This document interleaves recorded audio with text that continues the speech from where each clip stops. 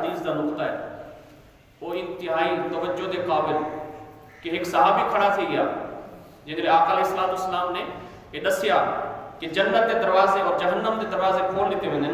ایک صحابی کھڑا تھی انہوں نے عرض کیتا کہ یا رسول اللہ صلی اللہ علیہ وسلم اگر والدین نے ظلم کیتا ہوئے مطلب کہ نا انصافی کیتی ہوئے وہ نا انصافی دی وجہ تو یا کہیں بھی وجہ تو اولاد ماں پیو کو دور ہو گئے وجہ ہوندی کیا والدین تو فرمایا کہ اگر کہیں شخص دے ہوتے والدین نے ظلم کیتا ہوئے تو ول کیا ول بھی اندے واسطے جنت اور جہنم دے دروازے کھول لیتے ہوئے ہیں آقا علیہ السلام نے کیا فرمایا فرمایا کہ وَإِن ظَلَمَاهُ وَإِن ظَلَمَاهُ وَإِن ظَلَمَاهُ ترے دفعہ فرمایا کہ چاہے والدین نے ظلم بھی کیوں نہ کیتا ہوئے چاہے والدین نے ظلم بھی کیوں نہ کیتا ہوئے چاہے والدین